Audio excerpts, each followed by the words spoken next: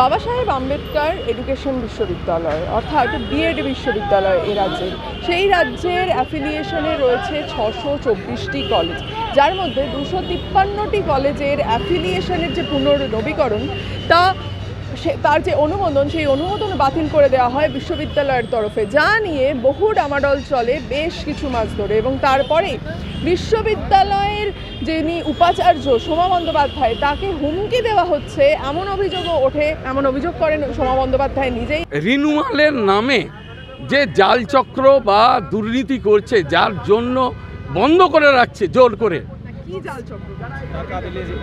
অর্থের বিনিময়ে ওরা অ্যাফিলিয়েশন দিচ্ছে। অ্যাফিলিয়েশন কেন দেবে? আমাকে একটু জল খাওয়ানো যাবে, শুকে যাচ্ছে। অ্যাফিলিয়েশন দেবে এই কারণেই যাতে পরীক্ষা পদ্ধতি সঠিকভাবে চলে। তারা টাকা দিতে চেয়েছিলেন, টাকা নিয়ে কাজ হয় না এই বিশ্ববিদ্যালয়ে, অন্তত আমার রিজাইমে। তাই জন্য তারা এটা বলছে। হাওয়ায় কিছু কথা উড়িয়ে দিলে তো হবে না, কিছু কথা হাওয়ায় উড়িয়ে দেওয়ার চেষ্টা যেটা হচ্ছে হবে না। দ্বিতীয় কথা, বাইরে যে বিক্ষোভটা হচ্ছে এর জেরে কি হচ্ছে, বিশ্ববিদ্যালয় তো খুলে দিলাম কিন্তু পঠন পাঠন তো আবার বন্ধ হতে চলেছে, আবার তো পরিবেশ নষ্ট হচ্ছে। তাহলে এই কারণেই তো বিশ্ববিদ্যালয় বন্ধ করতে বাধ্য হয়েছিলাম। একই আতঙ্কের পরিবেশ তৈরি করছে। কিছুতেই কিন্তু গিয়ে নিজেদের ওই পরিকাঠামোগত ত্রুটিগুলো ঠিক করবেন না ওনারা চাপ দিয়ে এটা করতে চাইছেন। আজ বিশ্ববিদ্যালয়ের তরফ থেকে বিশ্ববিদ্যালয়ের ওয়েবসাইটে জানানো হয়েছে যে প্রশাসনের সহায়তায় বিশ্ববিদ্যালয়ে আবারও কাজ শুরু হচ্ছে। যে মূল বিষয় নিয়ে গিয়েছিলাম যে বিশ্ববিদ্যালয় আপনি বন্ধ করলেন কেন, আজকে আমাদের বলুন না বিশ্ববিদ্যালয় বন্ধ নেই তো, বাড়ি থেকে তালা দেওয়া আছে। বলুন না, আমি শনিবার থেকে খুলে দিয়েছি। আমি তাহলে অবিলম্বে ওই নোটিশটা উইথড্র করুন যে বিশ্ববিদ্যালয় বন্ধ ছিল, এখন দ্যাট নোটিশ স্ট্যান্ডস উইথড্রন। উনি বলেছেন সেটা করবেন, এক্ষুনি নোটিশটা উইথড্র করা হবে। তারপর আমরা যেটা মূল বিষয়, যেটা আমাদের বন্ধুদের যেটা মূল দাবি, যে এতগুলো কলেজের অ্যাফিলিয়েশন ওনারা ক্যান্সেল কেন করলেন, কারোর সাথে কথা না বলে, ইসি মিটিং না ডেকে। মনোজিৎ মণ্ডল কে? আমি তার নামটা জানি না, আমি তাকে চিনি না। আমি শুধু একটাই কথা বলছি যে তিনি এবং আরেকজন যিনি এখানকার আগে প্রাক্তন ভিসি ম্যাডাম, হ্যাঁ, এরা দুজনে আমাদের ইউনিভার্সিটি অর্থাৎ বাবা সাহেব আম্বেদকর ইউনিভার্সিটির কোর্ট এবং কাউন্সিলের মানে এক্সিকিউটিভ কাউন্সিলের মেম্বার। তো হ্যাঁ, কাদের প্রতিনিধি? উচ্চশিক্ষা সংসদ, হায়ার এডুকেশন কাউন্সিলের প্রতিনিধি।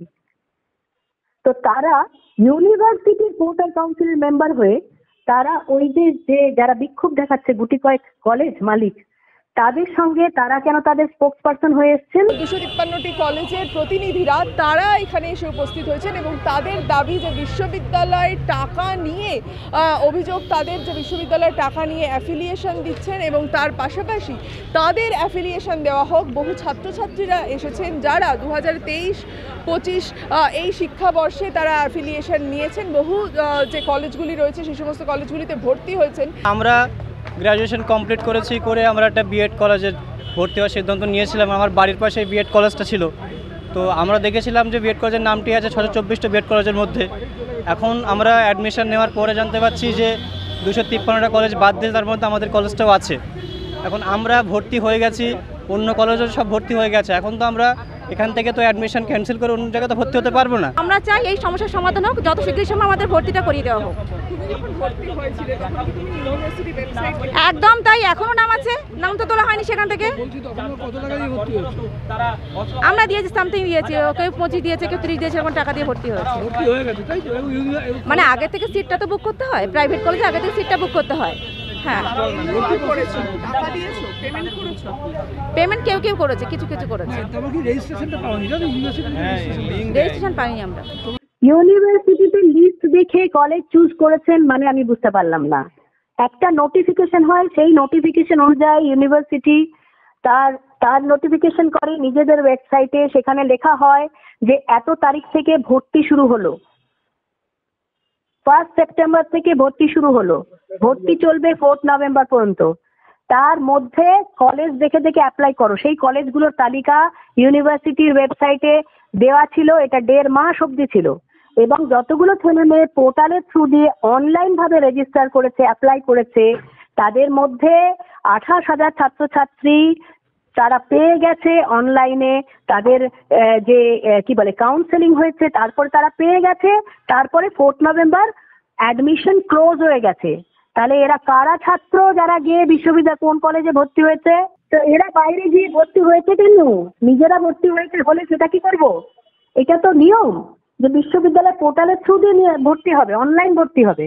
তারা অফলাইনে ভর্তি করেছে, তো সেটা বিশ্ববিদ্যালয় কি করবে? কুলডিগ্রি বিএড কলেজ, ওখানে আমরা রুম ঝাঁটানো, পাম্পের বাগান দেখানো, এই নানা রকম কাজ করতে থাকি। হঠাৎ শুনি ওরা আমাদের বন্ধ হয়ে গেল কাজ। এবার আমরা খাবি কি? বিশ্ববিদ্যালয় কর্তৃপক্ষের দাবি যে ভর্তির যে প্রক্রিয়া, সেই প্রক্রিয়া সম্পূর্ণ বিশ্ববিদ্যালয়ের পোর্টালের মাধ্যমে হয়।